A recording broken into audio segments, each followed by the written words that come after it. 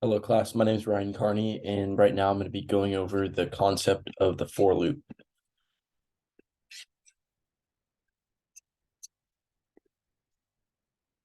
So we have the for loop. For loop is definitely one of my favorite concepts in Java.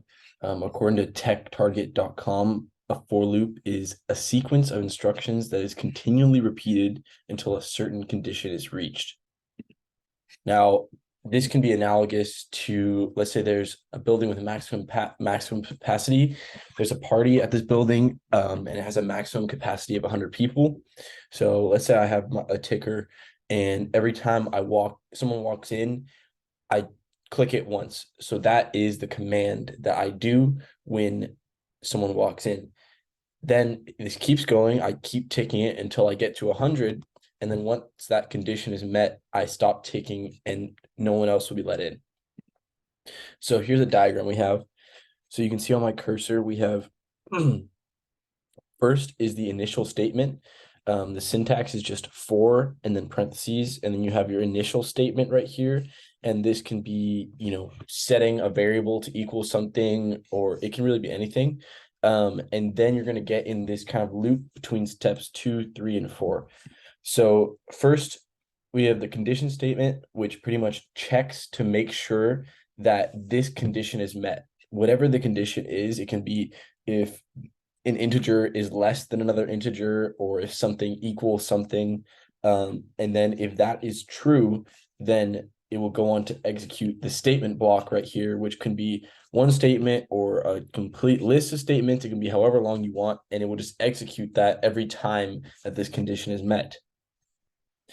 Then it goes from 3 to 4, which is the update statement. Usually this is going to be increasing an integer or something like that if you want to have kind of a counter through some sort of loop.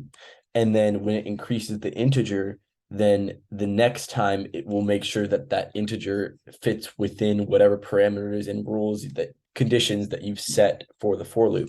And this will keep going on and on until this condition isn't true, and then the for loop will stop. So here is a simple example of a for loop. So pretty much I set an initial statement right here, which is that int counter is equal to 1. So we just have a simple integer as a counter for this for loop, and we set it equal to 1. So now this statement is the initial statement. Then now we have step 2. We have to check that the counter is less than or equal to 5. So 1 is less than or equal to 5. So then we can go on to execute the statement block. So it says system.out.println and then the for loop is running. Then next we're going to add 1 to counter. So after this is done, then we go back again to the condition statement, which is the counter is less than or equal to 5. So 1 plus another 1 is 2, which is less than or equal to 5. So the statement block will run. Then once we keep going, and we equal 5, then the for loop does not run anymore. And now we have this statement. So as we can see, it goes from 1, and then it adds 4 more times. So then that'll be a total of 5 times it will run. So we can check that in the execution window. And right here, we can see I have 1, 2, 3, 4, 5 times where it says the for loop is running.